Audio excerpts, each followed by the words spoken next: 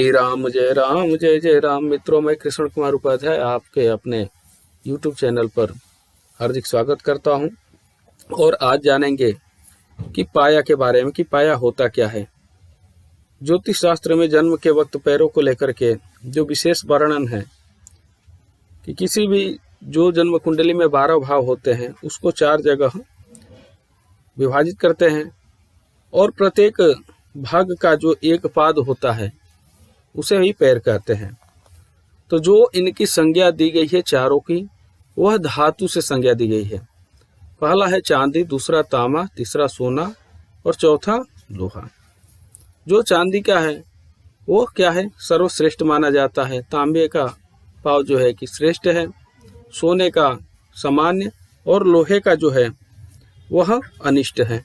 तो आइए इसको हम समझते हैं कि कुंडली में किस तरीके से देख करके हम पता करें कि कौन से जातक का किस पाया के में जन्म हुआ है। तो इसकी 2 विधि है, एक तो नक्षत्र के माध्यम से और दूसरा है कि लग्न कुंडली देख करके। तो जो जन्म कुंडली होती है, जन्म कुंडली में द्वितीय, पंचम और नवम भाव में यदि चंद्रमा स्थापित है तो वह चांदी का पाया है। द्वितीय, पंचम और नवम स्थान भाव में चंद्रमा हो तो वह चांदी का पाया है। और चांदी के पाए जो है ये सबसे अच्छे माने जाते हैं। और इस पाए में पैदा हुआ बच्चा सुशील, सुंदर, निरोगी और सभी का प्रिय होता है, जो सुखी संपन्न और समाज में आदर पाने वाला होता है। अब बात करते हैं इसके कि नक्षत्र से कैसे आने। तो नक्षत्र जो चांदी के पाया का होता है कि यात्रा, पुनर्वसु, पुष, अश्लेषा से लेकर के स्वाति नक्षत्र तक में जो जातक का जन्म हो, नक्षत्र है आद्रा, पुनर्वसु, पुष, अश्लेषा से लेकर के स्वाति तक, तो वो क्या होता है, चांदी के पाया के अंतर्गत आता है, चांदी का पाया ही माना जाता है। दूसरा है तांबे का पाया। तांबे के पाए में तृतीय भाव, सप्तम भाव और दशम भाव में यदि चंद्रमा रहें तो तांबे का पाया माना जाता है। तांबे के पाए में जो भी बच्चा जन्म लेता हो पिता के लिए काफी भाग्यशाली होता है। उसके घर में आने से घर की सुख सुविधा में वृद्धि होने लगती है। लेकिन यह है दूसरा स्थान दिया गया है। पहला स्थान चांदी, दूसरा स्थान है तांबे का।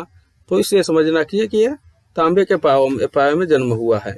अब नक्षत्र की बात करते हैं तो विशाखा, अनुराधा, ज्येष्ठा से लेकर के शतभिषा नक्षत्र तक जिस जातक का जन्म हो वह क्या है, तांबे का पाया का जन्म माना जाता है। और इसकी शांति के लिए मंदिरों में दान देना, उस स्थान पे भोजन कराना, भोजन भी दान देना चाहिए। और तांबे की कोई ना कोई चीज अपने पास रखनी चाहिए। भोजन में थोड़ा मिर्च का अधिक प्रयोग नहीं करना चाहिए, मीठा भी कम ही लेना चाहिए। भाइयों की सेवा करने और मित्रों का सहयोग करने से इस पाए का जो दोष होता है वह कम हो जाता है। अब बात करते हैं तीसरा पाया। तीसरा पाया होता है सोने का। तो सोने के पाया में यदि प्रथम यानी कि लग्न में ही षष्ठम भाव में और एकादश भाव में चंद्रमा रहते हैं तो सोने का पाया बोलते हैं। और सोने के पाए में जन्म लेने वाले बच्चे सुखी संपन्न तो होते हैं, परंतु उनके स्वभाव में जिद्दीपन अधिक होता है और वे बाल अवस्था में माता पिता के अलावा अन्य व्यक्तियों से बहुत कम संबंध रखते हैं। और इनमें जन्मा बालक पिता की जो बात होता है उनका अनुसरण भी नहीं करता। उन दोनों के विचारों में मतभेद रहता है, जिसके कारण माता को भी कष्ट रहता है। पेट संबंधी समस्या इनको रहती है तथा ये अपने पारिवारिक जीवन में भी अपने परिवार के अन्य लोगों से भी, जैसे चाचा, चाची, ताऊ, ताई, दादा, दादी जो भी हैं, उनसे दूरियां इनकी बन जाती है। जो इनके नक्षत्र हैं, अब नक्षत्र से नक्षत्र यानी कि अश्वनी, भरणी, कृतिका, रोहिणी, मृगशीरा और रेवती, इन नक्षत्रों में जो जातक जन्म लेते हैं उनका सोने का ही पाया होता है। तो इनकी अब शांति के लिए जो भी जातक स्वर्ण के पाए में जन्म ले, उनको शांति के लिए हरे रंग के सोना जो होता है, सोने में हरे रंग के नगीने को बना करके गले में पहनना चाहिए। और जातक के बच्चा है तो बच्चे के जितना वजन है उतने बराबर गेहूं का दान करना चाहिए। ऐसे तो है स्वर्ण का दान करना चाहिए, स्वर्ण का दान ना हो तो जितना वजन है बच्चे का उतना वजन गेहूं दान करना चाहिए, तो इससे ये दोष थोड़ा कम हो जाता है। अब चौथा नंबर आता है लोहे का पाया।